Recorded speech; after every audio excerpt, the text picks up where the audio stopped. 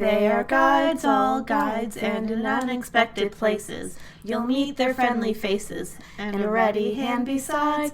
There's not much danger of finding you're a stranger, for commissioner or ranger they are guides, all guides. Hi, and welcome to Guide's Own, the unofficial guiding podcast where we talk about everything guiding. I'm Taryn. And I'm Marissa. In this episode, we're looking back at our time in guiding and talking about the things we wish we knew when we were youth members. And if you know who else is likely to look back on her youthful years, Chelsea Clinton, who is not only a former Girl Scout, but also a former First Daughter and now champion of education for youth. And what better way to wrap up an episode about reminiscing than with Linger, a campfire song about not wanting to part with friends and reminiscing about good times. And before we get started, we want to send a quick shout out to a new listener, Katie.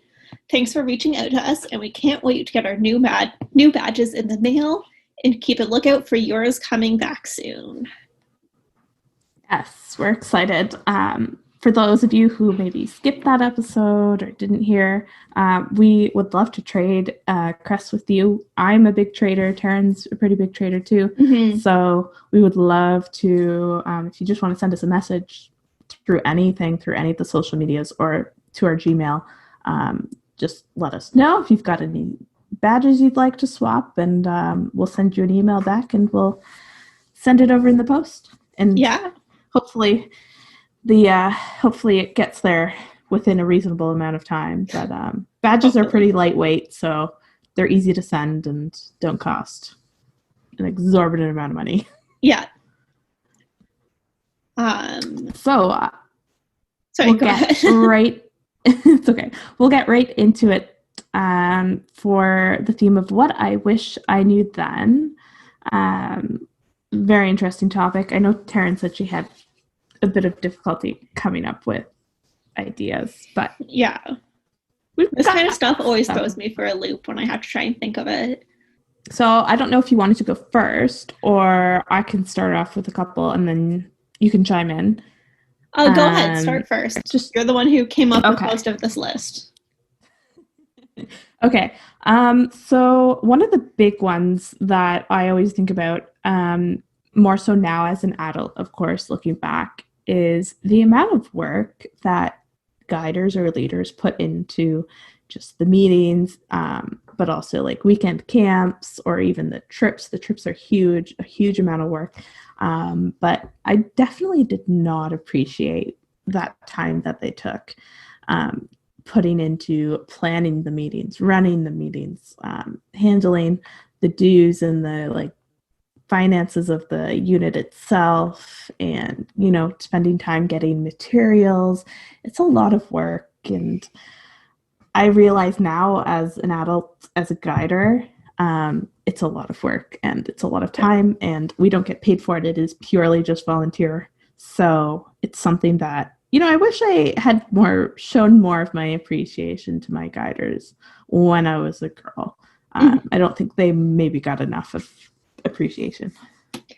It always throws me how much work it is to plan a meeting. I find to plan a fun camp or a weekend takes probably as much effort as it does to plan a meeting. One of the hardest things with meetings is making sure you have enough for your time, your whatever age group, 1 hour, hour and a half, 2 hours, making sure you have enough to fill that time, but not over planning it as well. Making sure you actually plan an appropriate amount of activities for your meeting versus a camp. You can plan either bigger activities, or if you run out of activities, girls always found activities other activities throughout the weekend that they were enjoying and want to go back to, and having some of that just be able to squeeze in or go back and forth. Meetings are so much more work than I ever thought they were. I mean, I've actually found it easier to have girls first because there are so many activities on there that are just like grab and go. You don't necessarily need to think of all the materials you need to collect to do things. There are some real simple ones, which I really like. But in general, it can be tough. And the other thing I really think is hard, and it might just be me, but I find it hard to gauge whether or not the girls are actually going to enjoy it, because there's a lot of activities on there that they maybe might not be interested in. So it's always in the back of my mind when I'm running a meeting or an activity. I'm like, oh, are they actually enjoying this? Is this like a drag? Does it feel like school to them? Like, I don't want it to be that way. So yeah, it can be a lot of work. And especially if you're going like in terms of doing safe guide, like we talked about in a previous episode, like you don't know, like a yellow activity is a lot more paperwork than a regular meeting would have. So there's that too. You have to think about things like that. And if you have to go to a different location for something, that's extra work because you have to make sure the parents know. You have to arrange with the location. If you're, say, visiting something like Sky Zone, like you have to make sure it's all laid out and you have all the waivers done. And it's a lot of work just to do something fun. Yeah.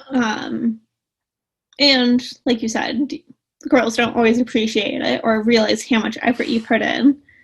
But when they do and when they really enjoy an activity, you can tell, and it makes it all worth it. I have a really good short little story is, I think it was my first year as a Pathfinder guider, so it must be 3 years ago. It'll be 4 years ago, probably this summer. We were having our spring camp in end of May, beginning of June.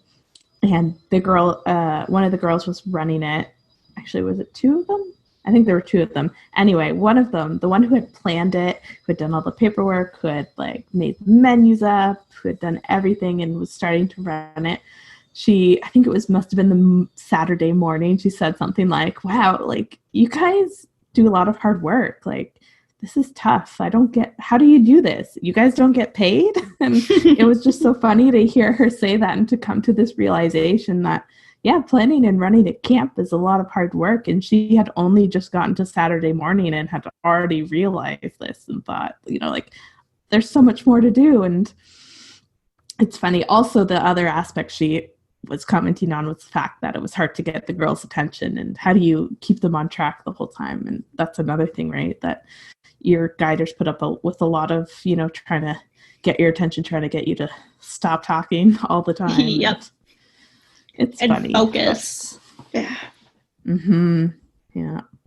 So it's guider appreciation is something I wish I'd shown earlier. Definitely. Another thing on this list we have is it's okay to be different or unique. That you don't need to conform to what's popular to have friends.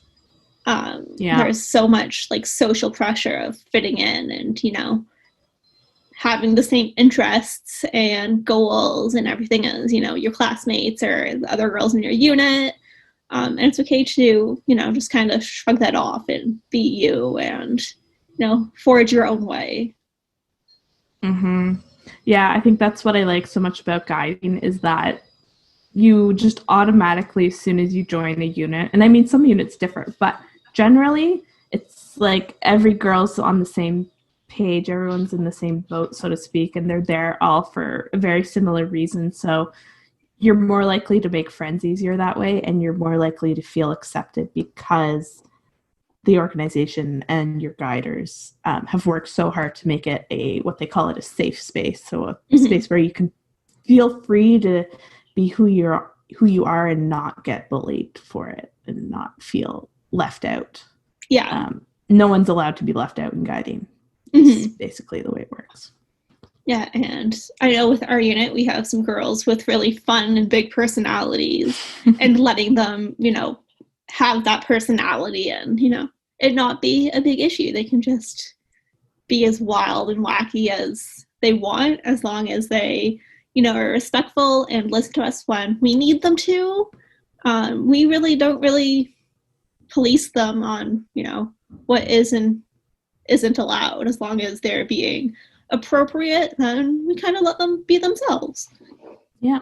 you get some really unique ideas, and then also like the quieter girls who you don't know much about sometimes are more likely to speak up because now they've heard like, oh, this girl shares an interest with me, and because she's been allowed to like just say, you know, what she feels and what she's interested in, I've learned this about this other girl, and now I like share common interests, so now, you know, we're more likely to be friends, which is so important. I think, I know as a shy girl going up through the branches, it was intimidating sometimes to join a new unit, and I didn't know any of the girls, and until I listened to the louder ones and found out, you know, what their interests were, then like I was more likely to speak up because now we had something in common. So yeah, but I was always so nervous about that, about fitting in, and I always felt like I had to conform to what they liked so that we had a common interest, even if it was like fake. At least I hated being left out, right? No one wants to be left out alone definitely in the corner or on the side and not get to be part of the group. So yeah. And that kind of leads into one of the next points we have, which is everyone else probably feels just as insecure as you do. Especially like we work with Pathfinders. They're preteens, early teens. They are it's a super insecure age group. And I'm sure all the girls, every meeting are, you know, in their heads a little bit about whatever problem is going on that week, and everyone's in their heads just as much, going through the same problems or, you know, little things that they're worried about that everyone else is noticing. Yeah, I know. I think what did I write down? Oh yeah, so I know this was especially true when I was in Rangers, but a little bit in Pathfinders too, is like I would, you know, I'm a teenager, I would get pimples every so often, and thank goodness I didn't have like a huge acne problem. I know that can be very hard to handle when you're, especially as a girl, but I mean, I think boys have it just as bad, but that pressure to look a certain way and to be not have all the pimples on your face, right, poking out, and especially if there's like whiteheads, that was always gross to me, but I would try to cover them up because I was so insecure about the fact that like people would see a pimple and go like ew in their mind, even if they didn't say it out loud. Like I would, in my mind, I'm like, they're probably thinking it. So, you know, I paid a lot of attention to my appearance, especially when I was in Rangers too. But you know, once you get to know the girls in your unit and once you get more comfortable, sometimes that can be a little more laid back, and then you're like, okay, well, we all know each other. Things, you know, you're a teenager, it happens, and even if you think like your hair, for instance, doesn't look good that day, like I know girls agonize over that sometimes, and not every girl does, but some do, and I wish I had learned to sort of let go about those kinds of things, but and like how it was. How many times did like you have a friend who was, you know, what might have been having a bad hair day, and like you barely noticed, or like just kind of you noticed and shrugged it off, and it's like, oh, whatever, like she's having a bad hair day, no big deal. Like we've all done it to other people. They're probably doing it just as much. Like people really don't care as much as we tend to think they do. Yeah. I think another one sort of related to that is the whole taking care of your body and listening to it and responding appropriately. So, you know, for instance, the foods you eat can sometimes affect then like whether or not you get really bad acne that week or really bad pimples and spots popping up. So, you know, eating a healthy diet, sometimes you can't control it. And the other portion that I always was not really good about was paying attention to my footwear and my feet. So I would, of course, wear what was in style or in fashion, and I used to love wearing flats. But flats have zero support for your foot. And I would get really bad foot pain from wearing them, but like I would sort of push through. And I think I've now like noticed like I cannot stand just in bare feet. I usually have to wear a shoe indoors just so that like my feet don't ache, and like I've started to get knee pain from it. So it's like I wish I'd been smarter about my footwear choices, because I feel like I've got a few like foot pain and knee pain problems because of that, because I wasn't conscious of the decisions I was making, and I just wanted to look nice as opposed to caring about my feet and their health. Definitely. Like your overall health, like just making sure that you're getting to the doctor like when needed, and like taking care of your body in that way. And you know, not everything can be spotted and detected early, but like having your doctor there with you, and like the more you go to your doctor, the more they know you, the more they can tell when something's off. It can help you, you know, with whatever you need to get, you know, either physically or mentally better. Yeah. Another one I think that is a huge one for me is the whole don't be afraid to ask for help. And I used to hear that so much, more so like when I was maybe in high school a little bit more, because that you're at that weird stage where you want to be independent, but you don't necessarily know enough to be independent with everything. So often your mentors or your guiders or your parents, whoever is in your life that you look up to, will tell you don't be afraid to ask for help, but because you're at that age, you just want to be independent and you won't listen and you'll just sort of do yourself. And I was known for that. I would try to do everything myself as much as I could until I got to the point where I was like, okay, I think I'm going to I'll get in too deep, or I'll get into some sort of trouble if I do not ask for help. So that was always something I was afraid for, especially academically. I, growing up, had done pretty well in school. So when it came to a point later in high school, when I started taking more difficult math and science courses, there were times where like I struggled with a concept, or I struggled with especially the math side of things. My brain isn't a super math minded brain, but like I ended up taking, I think, university level math in grade 11, and I did fairly well, but I could tell I was struggling, and I was afraid to ask for help. I hated asking for help, especially with the teacher. Like I always felt that it was a sign of weakness, and I hated that. And I didn't realize that like so many other people do ask for help, and it's just like, it's okay to do it. It's okay to ask if you need clarification, if you need to, you know, sit with the teacher over like a lunch break and figure out how to do the formula. It can be so beneficial, but I think people, especially myself, I was worried I'd get judged for it, and like, oh, she needs to go to the teacher for extra help because she's, you know, not very smart. It's like, I think it's just an old like idea that I had in my head all the way back from like elementary school, right? When kids would need extra help with things. And I think when we were young, we were maybe a little bit mean about that kind of thing, and it stuck with me all the way throughout. And so I never liked asking for help. Even in university, I had a computer science course. I hated it because I just didn't like the way the teacher taught it.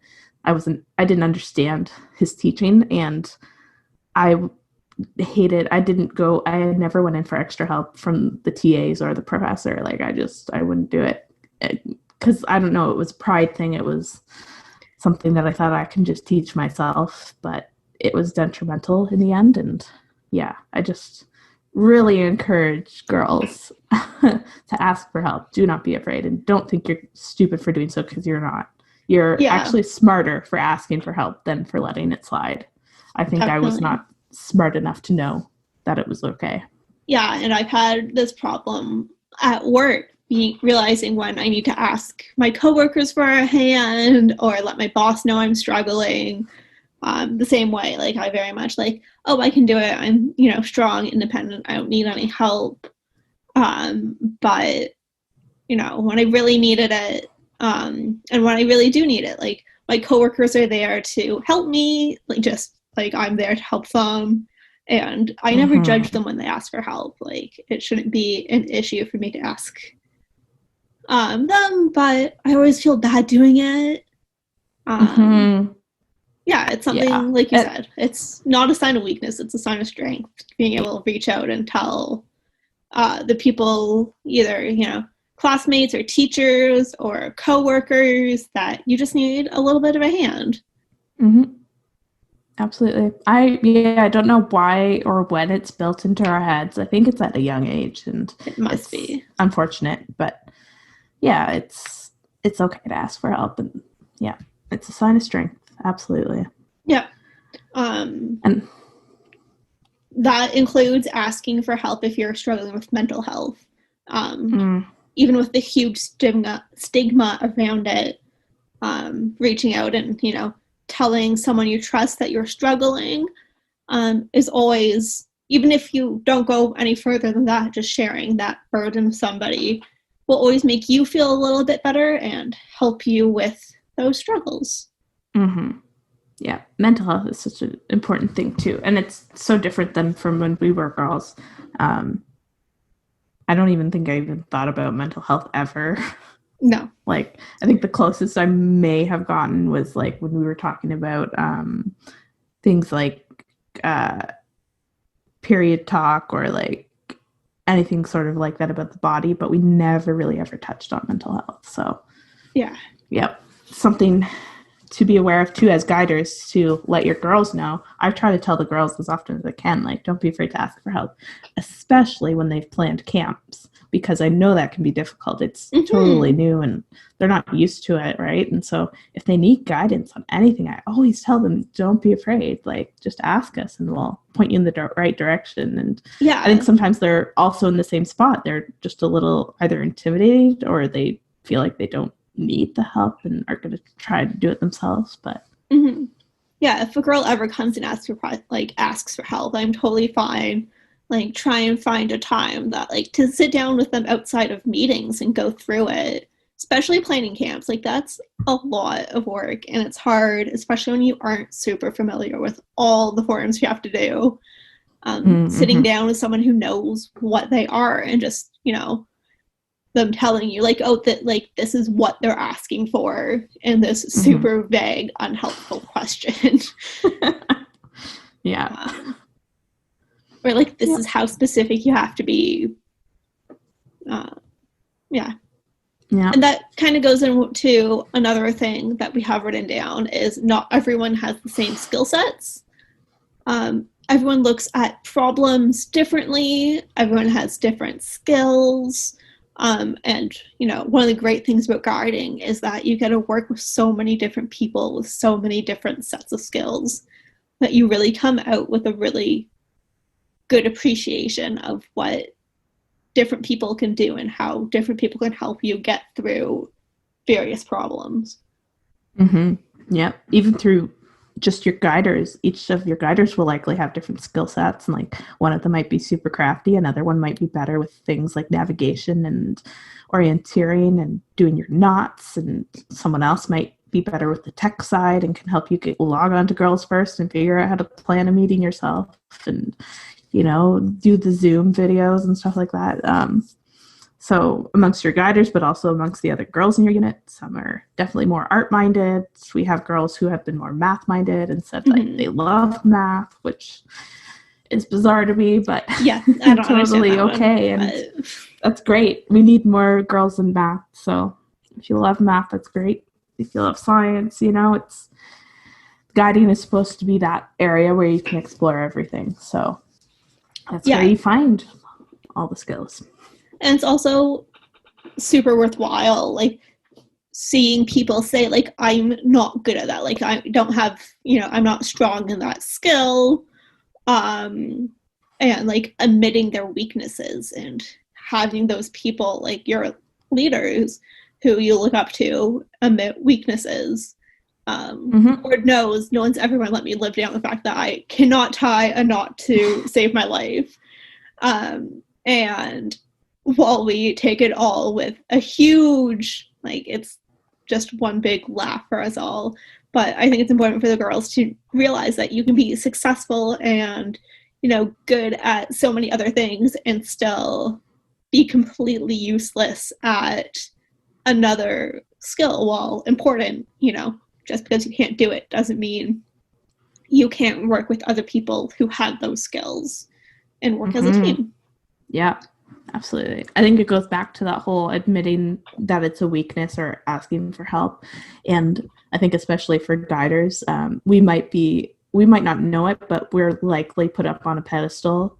Like our girls put us up there as like being these great adults, these great females, and they don't have any weaknesses, which is why it's so important to tell them, like, we have, like you just said, you admit that you're not great with knots and you often bring it up. In LA, one of our other leaders will tell us and tell the girls often that, you know, she's craft challenged, but that's okay. Like, she has other skill sets and they're great skill sets. They're areas that I'm not very good at, right? So I'm fine with that. And I have challenges with math and science. I'm not great at doing calculations in my head, so someone else can do it. That's fine with me. I'd rather they get it right than me get it wrong. So it's, if as guiders, if you can admit a weakness to your girls and just share it, they're more likely to accept their own and then, you know, be able to move on and pursue skill set that they are great at.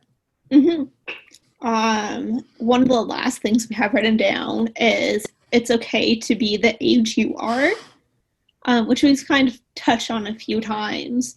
But being a teen or a preteen, like, don't apologize for it. Like, there's nothing wrong with being younger. There's nothing wrong with being older. No matter what, you're going to have, like, the older generations are going to complain about you and say, you know, you're ruining whatever. Marissa and I are millennials. We're used to it. Apparently, you've ruined everything that's, you know, ever been worth living for. But, you know, it is what it is, and all you can do is kind of shrug it off and laugh it off and make it into a joke. Yep. I think the other thing too about that is when you're at that age group, that Pathfinder age, so like 12, 13, you're preteen, every year you just want to be another year older and you just want to be able to, say, for instance, get your license, or you just want to be in Rangers. You want to be able to go on those cool trips that the Girl Guides go on. Or then we get to that age, it's like, well, now I can't wait to be in university and I can't wait to drink, right? That's a big thing for teenagers. And then after that, it's like, wow, I can't wait to be able to, you know, move out on my own. And it just keeps going and going, and before you know it, your teenage years are long behind you, and you didn't spend enough time liking or enjoying the time you were that age. And and just, you don't have to know everything when you're a teenager, right? You or an adolescent, you're not supposed to know everything, and that's the beauty of it. You get to make mistakes and you get to fail and you get to try new things. And the things that come out of your mouth sometimes aren't always the smartest things, and you'll have a laugh about it later, but that's okay. Like, I remember I used to say funny things as a teenager, or like I used to obsess over things like One Direction or Zac Efron, like things like that, silly things that I look back and I think like, oh, that's so like cringeworthy, but really, like, it was okay, and that's just part of being a teenager. Everyone has those phases, and it's different. It looks different depending on who you are, but like in the end, you're gonna have those moments, and it's okay. And some girls, like, you know, agonize over it, but just want to be old enough to do things that, you know, just want to be an adult already. But I think there's something about really enjoying those years and looking back on them fondly rather than as a blur that you don't remember anything about. Definitely, you know, appreciate your time as, you know, a teenager in high school and university, and like do ridiculous things that you would never do otherwise, and enjoy and be safe. Silly.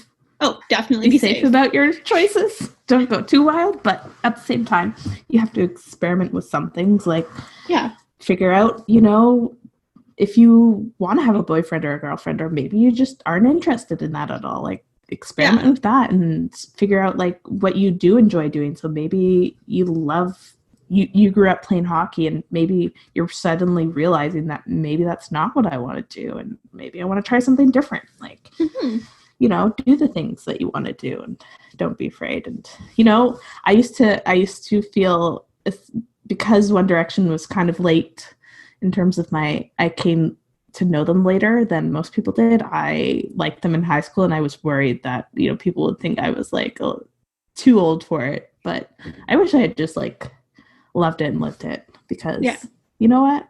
Everyone's got a phase, and I don't think anyone should judge anyone else for that. So I used to worry about it, and looking back, it's like, who cares? Yeah. And the last thing we have on our list is something that Marissa and I both learned not even a year ago, maybe 6 months ago, in the spring. Yeah, it was in the spring, yeah. Yeah. When my friend Amy joined us for a meeting. Yeah, that Girl Guides were in residential schools, and it was used as a way to help colonize the kids to the white way of life. Yeah. Which is definitely a problematic part of Girl Guide history and Boy Scout history. Scouting was there for boys. Yeah. But hopefully guiding's moved on a little bit. Yeah. I think what I wish about that is that, so that's sort of out of your control when you're a girl. It's not like something you could have known. But I am wishing and hoping that Girl Guides brings that in as an educational thing to the program, because I think it's important. And I'm personally learning a lot more recently because I've taken a course from the University of Alberta. It's a free online course. It's massive. It's called a Massive Open Online Course. So tons of people are taking it, and it's just so educational in terms of what's really happened to the Indigenous people in Canada and what they're fighting for now. And having learned and heard from Amy briefly about the fact that they were in the residential schools, which were very harmful, it was sort of a disappointment, but at the same time, I think Girl Guides needs to address it, and it just needs to be part of the Girl Guide history. I think if we cover it up, it's never going to be a good thing, and just need to say this is what it was, and we apologize for it. We for whoever in our past, the past members, but move on and help others move on who are affected by it. I think super important, because you grow up and you get to this age, right, and you're like, why didn't anyone tell me about that? Like, I feel like it's sort of weird not knowing that part of history. So that's sort of what I'm going through right now, is the whole, like, I wish people had taught proper history in school. I wish I had been taught more about the Indigenous Canadians, because I was taught barely anything personally from my education background. Yeah, it's definitely part of the Canadian education system that's failing. I think that's why reconciliation, which we're trying to go through now, is A, so important, and B, so valuable. Like, the people who've chosen Canada as, the place we're going to live, or our ancestors chose it for us. We need to acknowledge, like, the harm that it did, and as well, it's, the only way you can move past it is by acknowledging and apologizing. And then, like, teaching others, like, take the time, teach, the youth today what was wrong about it. And then, have the conversation and not necessarily move on, because that kind of implies forgetting about the problem, but move forward together and, try and bring everyone up, like, give, those girls who struggled a hand up. Let them, come into the world that the rest of Canada has. Yeah. Yeah, you put it really well, actually. I don't really have much more to add. So, yeah, right? There's just all these things that, affected us as kids, or more so as an adult, and you look back in your life, you think, yeah, I wish I had known some things as a youth, or wish I had known to let things go in certain areas. So, not that I regret things about my life, but, things I might have done a little differently. Oh, definitely. But I definitely had fun making those mistakes or making most of those mistakes along the way. Which is an important part too, is, you know, while you're growing up, make sure you spend the time and have fun and be silly. Yeah. One mistake I definitely would never regret is joining Girl Guides. I wouldn't call that a mistake. No, that's nowhere near. And she was a Girl Guide, you know, Chelsea Clinton, most definitely did not regret joining the Girl Scouts. Not at all. Nancy Reagan, Helen Hayes, Jan Davis, John Sauvé, Carrie Fisher, William's sister, Shirley Temple Black, Tammy Duckworth, Kathy Frost, Candace Bergen, Lucille Ball, Debbie Reynolds, Princess Margaret, Hillary Clinton. Did you know she was a Girl Guide? Busting down the door 100 years or more. Did you know she was a Girl Guide? Here to let you know she was a guide, you know.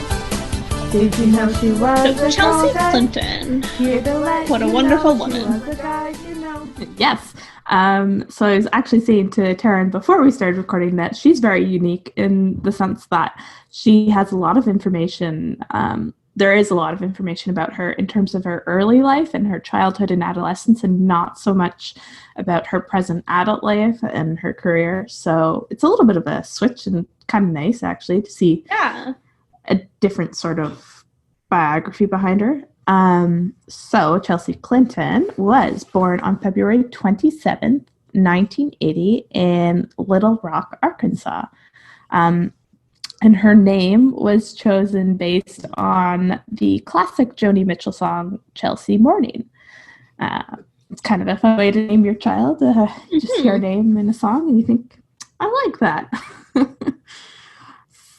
She is the daughter, of course, of former U.S. Secretary of State and 2016 presidential candidate Hillary Clinton and the former U.S. President Bill Clinton.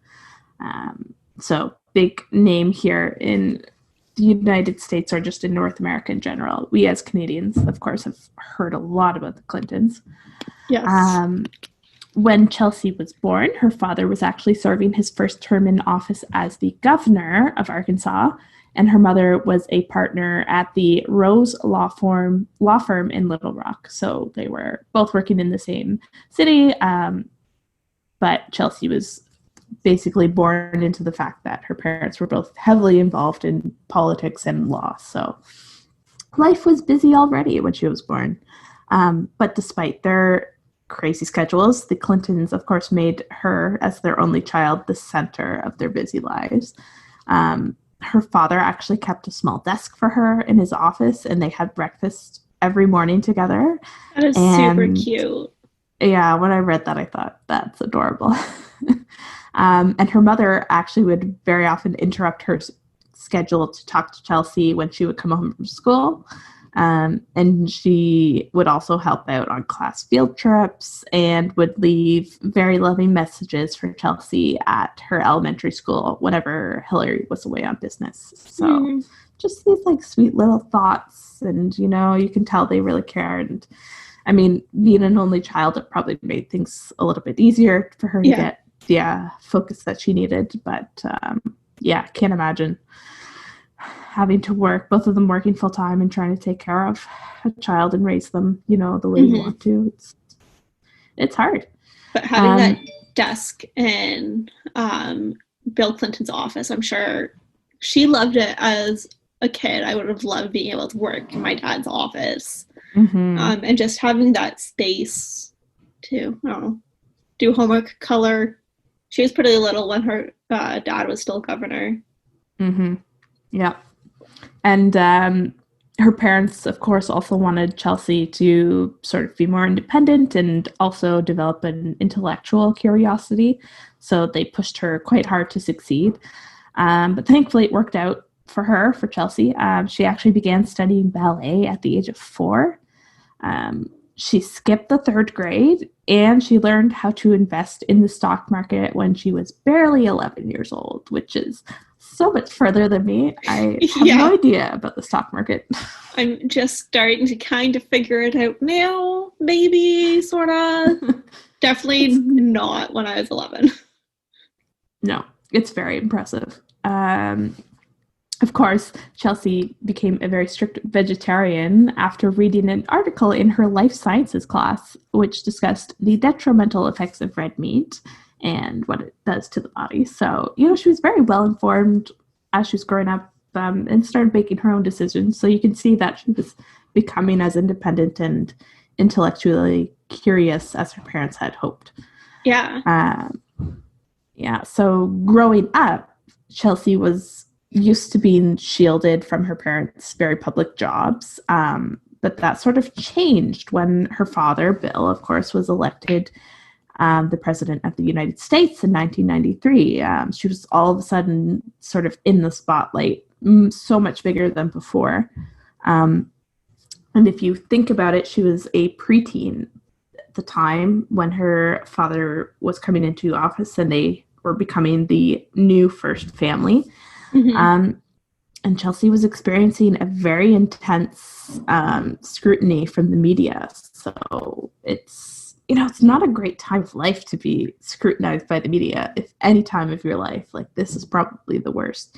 Because of course, she's entering a very awkward adolescent phase of her life, and, it doesn't really help because she was actually, getting joked about, specifically on her appearance. And I sort of recall some of the things, I think I used to see like photos or things of her, and like, I think I remember hearing about things. I was a bit later in life, like looking back, I think, yeah, people used to make fun of her appearance, which was kind of sad.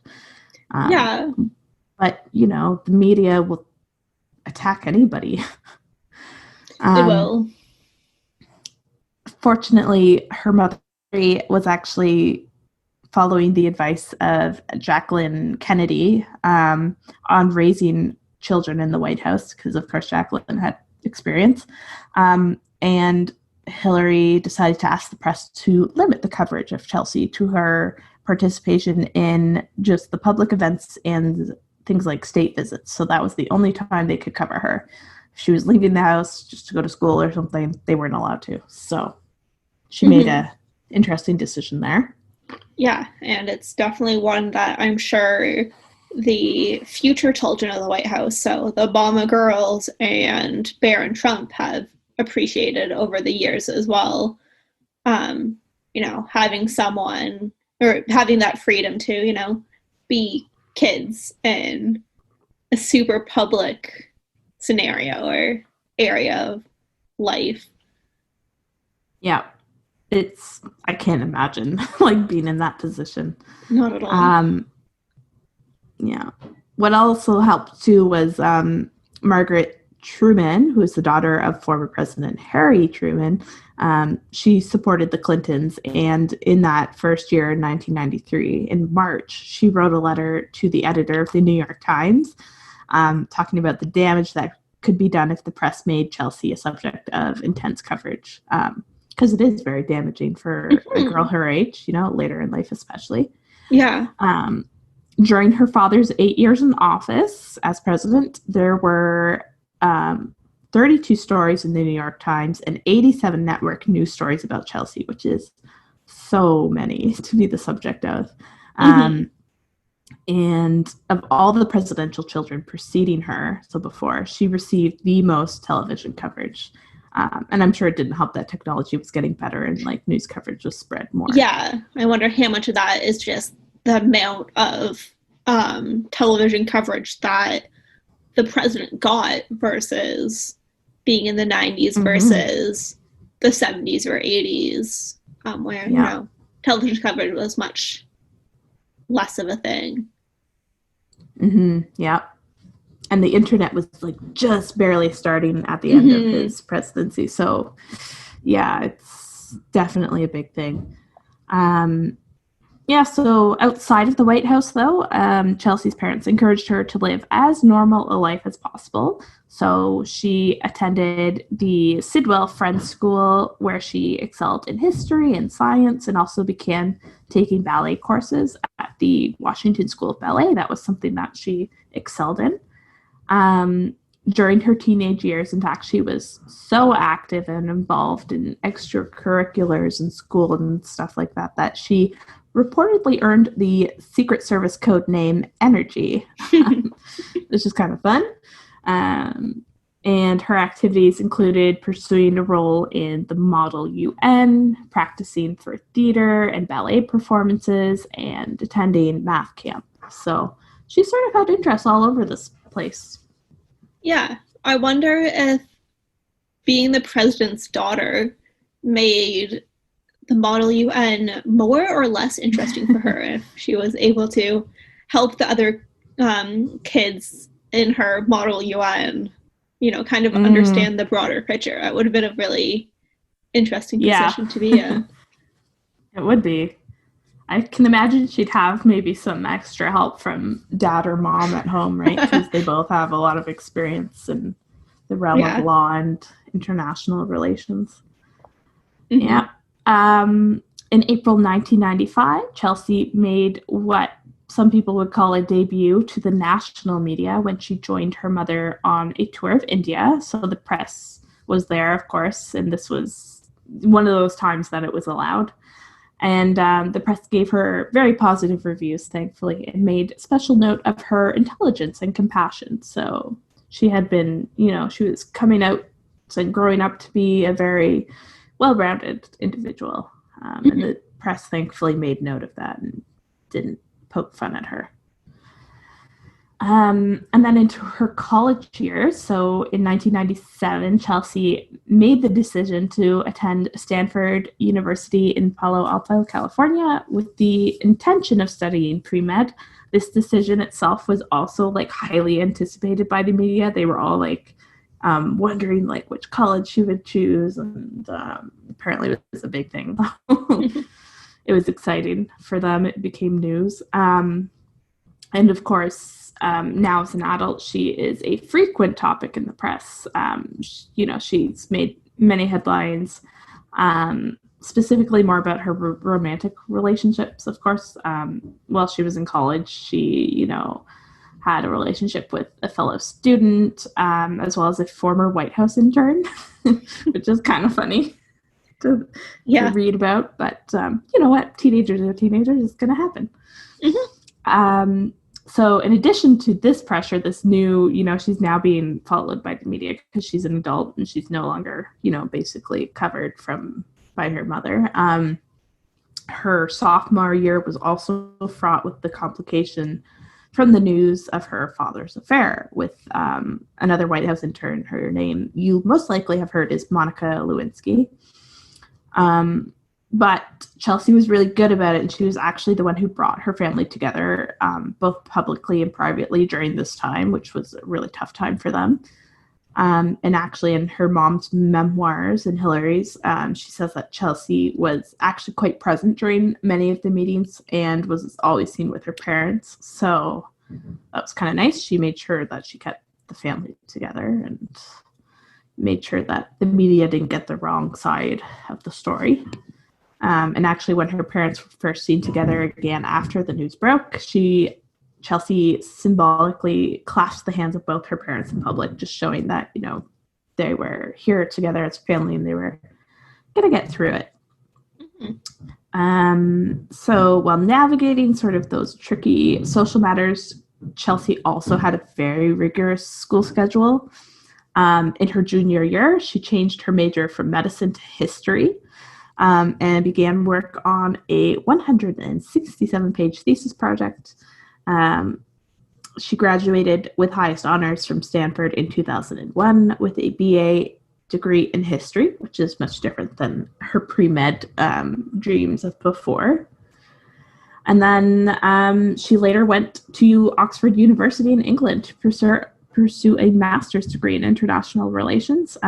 She completed that in 2003. And again, wrote another huge thesis, 132 pages. And the topic was interesting. It was called The Global Fund to Fight AIDS, TB, and Malaria, a response to global threats, a part of a global future. So she was very globally minded and, was on top of the topics that were most important at that time. And we know that AIDS and tuberculosis and malaria were a big deal. after sort of those years of being in university, she started working professionally. So after completing her master's, she returned to the United States and joined a consulting firm in New York City. And she was actually one of the youngest people in her class to be hired. She spent 3 years there and then left to join the hedge fund called Avenue Capital Group. And then quite a bit later, she started to help campaign for her mother's 2008 presidential bid. And although not successful, it was a great experience for her. But Chelsea decided to explore new avenues, both in her personal and her professional life. So I think it was just the next year, November 2009, that she announced that she and a investment banker by the name of Mark Mezvinsky were engaged to be married. Mark was a longtime friend of Chelsea's and also a fellow Stanford alumnus, so they had known each other for a while. He was also the son of 2 former members of Congress, so I'm sure that helped the fact that they had known each other, I think, prior to college. And he actually proposed over the Thanksgiving holiday, which is kind of nice. Cute. And in the United States, it's quite close to Christmas. It's less than a month away from Christmas. So I'm sure that was sort of a nice thing to do just before the holidays were going to come back up. And they got married then, the next year, July 31st, 2010. They had a 400-person ceremony that was actually very much shrouded in secrecy for months before the wedding. And actually, the couple even shut down the airspace above the facility where they had their wedding in Rhinebeck, New York, for the 12 hours surrounding the ceremony to just avoid the influx of paparazzi. So whether she wanted it or not, she had to do something about it to ensure that, her, things didn't make the front page of everything. She wanted it to sort of be a little bit more private. Yeah. After that, she actually returned to school for one last time, and this time she was studying health policy and management at Columbia University's Mailman School of Public Health. She actually ended up transferring, though, in 2011 to Oxford to complete her Doctor of Philosophy degree in International Relations. So she went back to Oxford instead to finish. And at around the same time, she actually joined NBC as a special correspondent. And she would report on a series of stories called Making a Difference. She was working then full-time and also studying full-time. So she had a lot on her plate. She finished her dissertation in New York City and was awarded her degree, in May of 2014, which is not long after she also left NBC because she wanted to focus then on her family as well as her father Bill's foundation. So she was busy. Yeah. And if you can believe it, in April 2014, so sort of in between getting her degree and then leaving NBC, she announced that she was pregnant. And it was during an event she was attending with her mother for the Clintons Foundation. She and her husband announced the birth of their baby daughter, Charlotte Clinton Mezvinsky, on September 27th, 2014. So 2014 was a very busy year for her. She not only announced her pregnancy, but she had her baby. She her doctorate. Yeah. Like, so many things. And then they also have a son, Aiden, who was born June 18th, 2016, and another son, Jasper, who was born on July 22nd of 2019. So she's still got a newborn, if you think about it, really. Less than a year old, just under 2 years old. So year and a half, yeah. Yep, quite young. And then it was her mom, Hillary, who announced her second run for the U.S. presidency in 2015. I'm sure a lot of you are aware of that.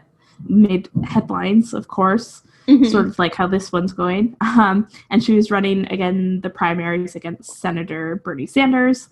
So Chelsea, of course, appeared on the trail for her mother over the months throughout the states, especially in ones like New Hampshire and Nevada.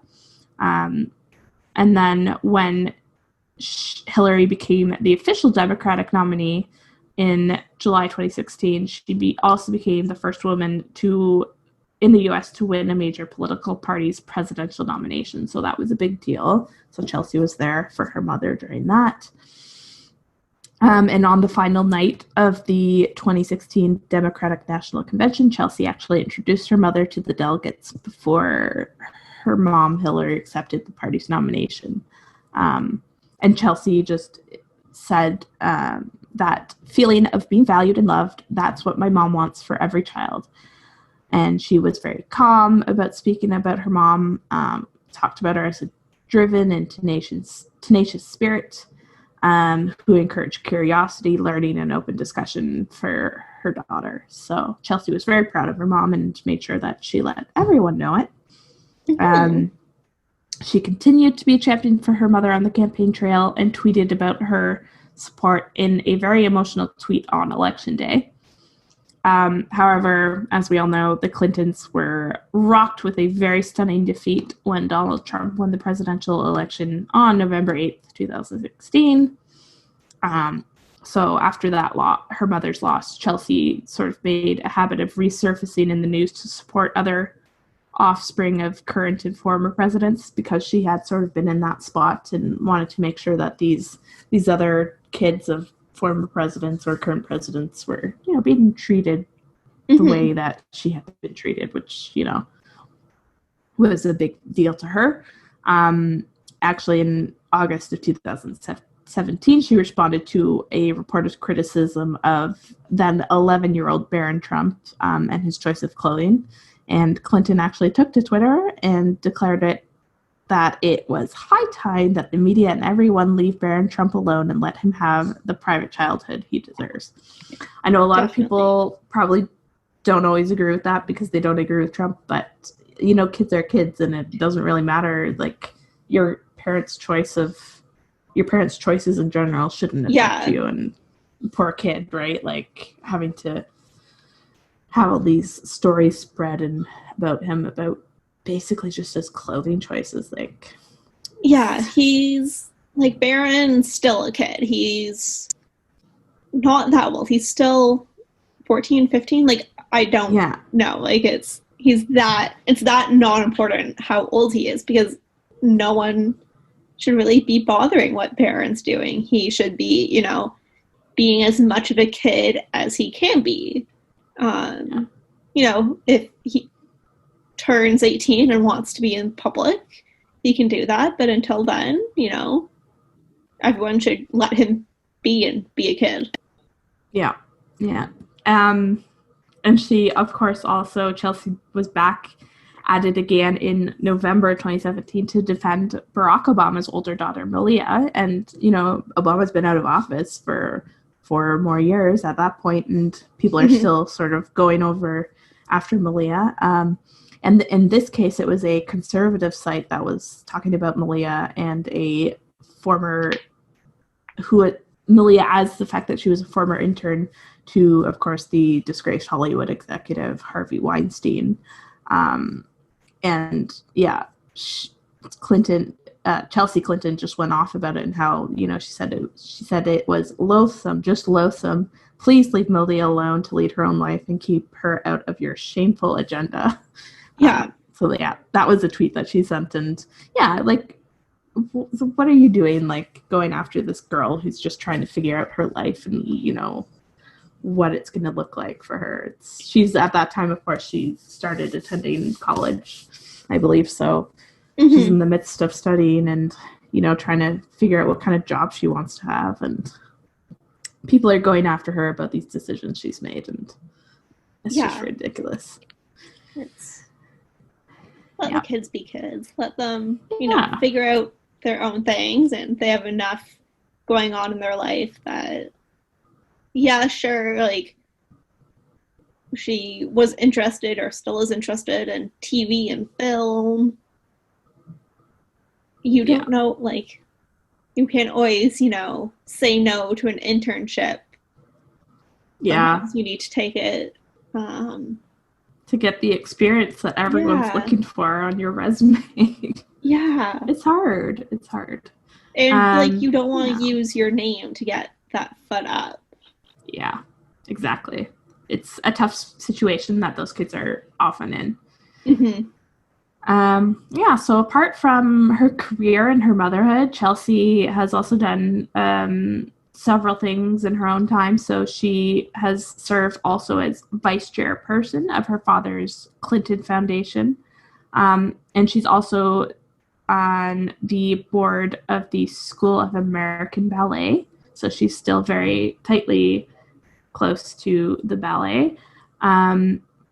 She also taught graduate classes at Columbia University beginning in 2012. So she was actually still, a student herself as a master's, pursuing her master's and a doctorate, and she was teaching already. So that's impressive. Yeah.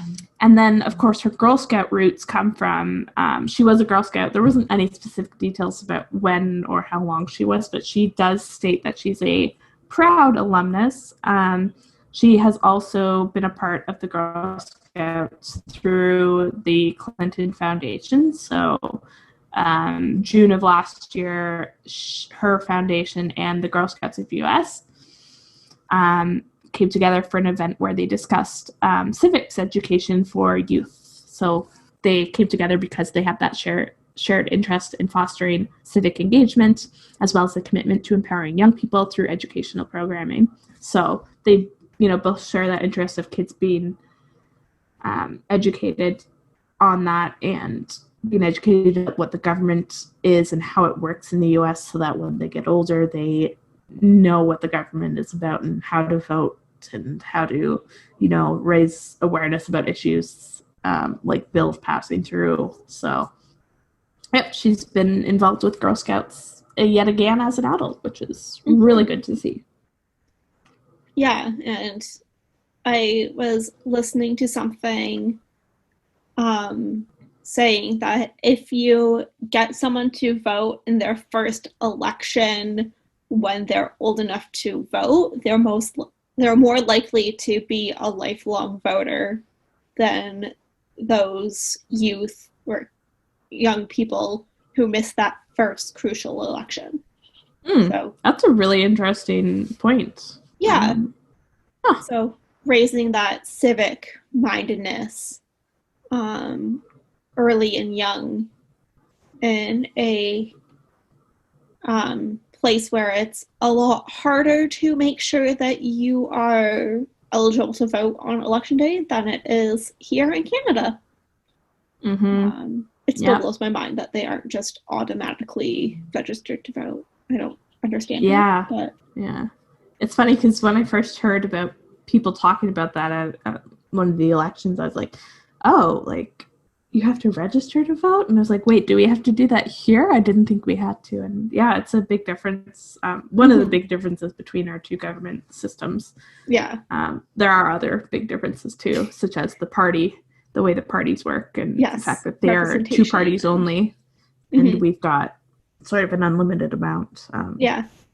For all our international listeners, in Canada, you're automatically registered to vote based on your taxes. So if you file taxes, you don't need to pay or anything. But if you filed your taxes the year before the election, you're automatically registered to vote. And you're automatically mailed your voter registration card, which tells you where and when to show up to vote. And basically that covers a lot of kids because most of us have part-time jobs growing up. So if you've got, when you work that part-time job and it's through like an employer who will do your, they'll get your T4 and then that T4 is sent off then to whoever does your taxes, whether you do it yourself or you have an accountant or someone doing it for you. It's a pretty easy process. It's not hard to then be registered through the Canadian government. So I never remember it being difficult. I just got my voter card in the mail and it's like, oh, cool, sweet. It just comes in the mail. The most difficulty I had was our last federal election was shortly after I moved to Kitchener. So I had to go and tell them I had moved and tell yeah. them my new postal code so they knew which poll I should be voting at so they could tell me. Like, it was 5 minutes. It was super easy. It's definitely a different scenario up here. Yeah. I think the hardest part was me finding the right website to tell them I moved. Yeah, to all of our American listeners, make sure that you're registered to vote. Your election is coming up quick. It's about a month away, so... And let me tell you, the world is watching. The world will be watching. It's a big election. It is, for everybody. And I guess we can leave off there and go to a moderately happier note with our campfire song this week. Yeah, so our campfire song is Linger. I want to linger a little longer here with you. It's such a perfect night, it doesn't seem quite right that this should be our last with you. And as the years go by, we'll think of you and sigh. This is good night and not goodbye. I want to linger a little longer here with you. So Linger is, I remember being introduced to it by my mom, one of the few songs that she actively introduced me to. And she always told me it was one of her favorites.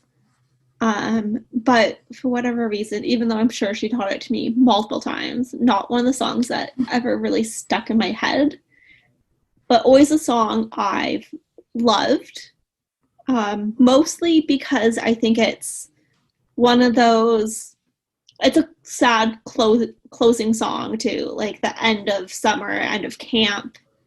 But the tune itself is fairly optimistic and upbeat, and kind of a nice balance between the end of something, but not really.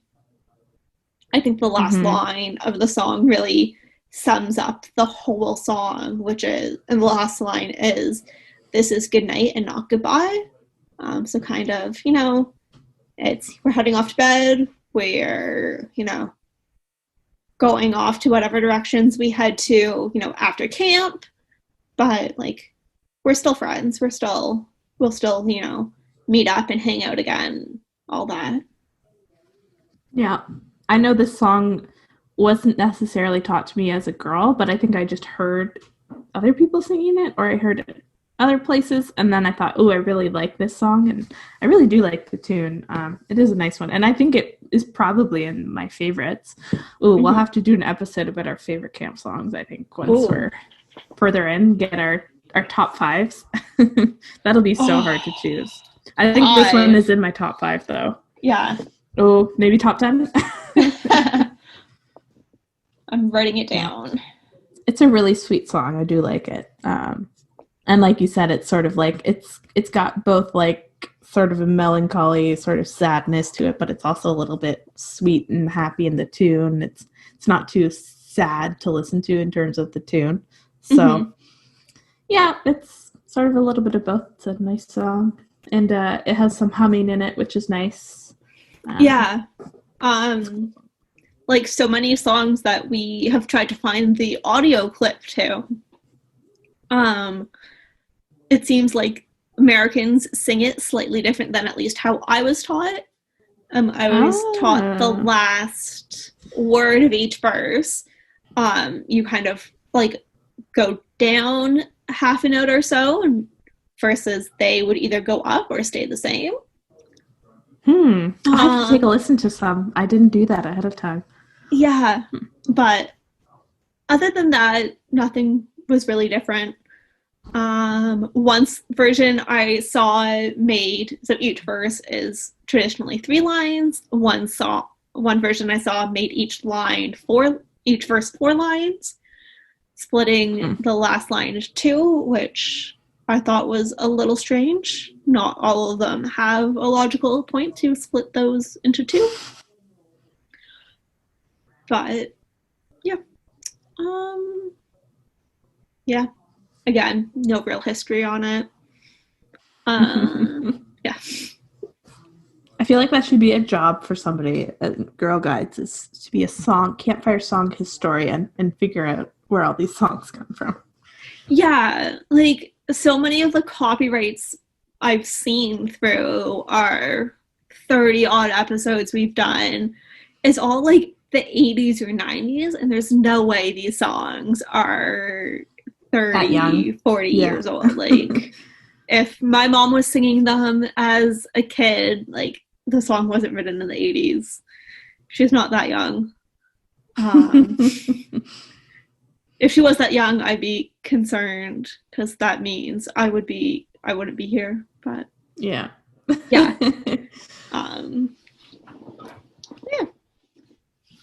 Unless you have anything else to add, Marissa, that brings us to taps at the end of our episode. So make sure you subscribe to the podcast on your favorite platform: Spotify, Apple Podcasts, Google Podcasts, YouTube, wherever you find your podcasts. Make sure you give us a 5-star rating and a review to let us know that you're listening and enjoying. And you can also follow us on social media. We're at Guides Own. We're on Facebook, Twitter, Instagram, and YouTube, if you count that as social media. Follow us there to keep up to date with our newest episodes, for any podcast news, and even some behind-the-scenes bits. And if you want to contact us sort of privately, you can message us too at our Gmail, which is guidesown@gmail.com. Mm-hmm. Or as we part, we wish you all good guiding. Good guiding. Day is done, gone the sun, from the lake, from the hills, from the sky. All is well, safely rest, peace is nigh.